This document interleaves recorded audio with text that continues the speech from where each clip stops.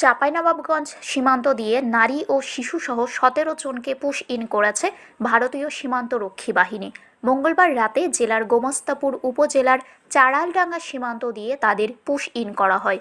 পরে বুধবার ভোরে তাদের আটক করে বিজিবির ১৬ ব্যাটালিয়নের অধিনায়ক লেফটেন্যান্ট কর্নেল মোহাম্মদ আরিফুল ইসলাম মাসুম এ তথ্য নিশ্চিত করেছেন। বিজিবির এই কর্মকর্তা বলেন, সীমান্ত পিলার ২১৯/২৯ আর সংলগ্ন এলাকা বাংলাদেশে প্রবেশ করেন ওই ১৭ জন। পরে সীমান্ত থেকে প্রায় ৩ কিলোমিটার দূরে শিবনগর বাজার থেকে তাদের আটক করা হয়।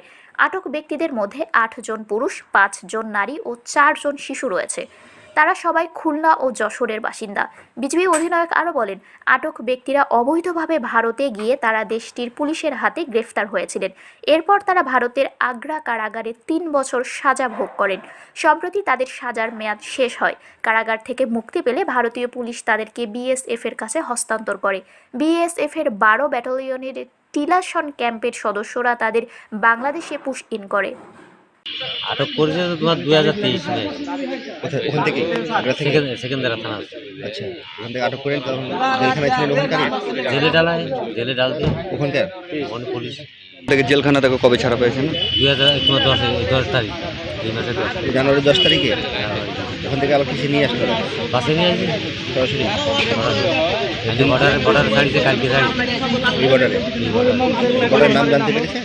বর্ডারের নাম রাত্রি ছাড়িয়ে তো রাত্রি গেট খুলে পার করেছেন? এমনি খোলা না, খোলা এমনি খোলা, ওই না তার কাটায় না, ওই ওই খোলা অবস্থায় চলে যায়। চলে যা কাউকে বিএসসি ও তো বাতায় দিচ্ছে যে বিএসসি তোকে বিএসসি রাতে সব হ্যান্ড ওভার করায়, কাগজপাতি সব দিয়ে দেওয়া পুলিশ যারা আইছে পুলিশ। শারমিন শিমু, বরেন্দ্র টেলিভিশন।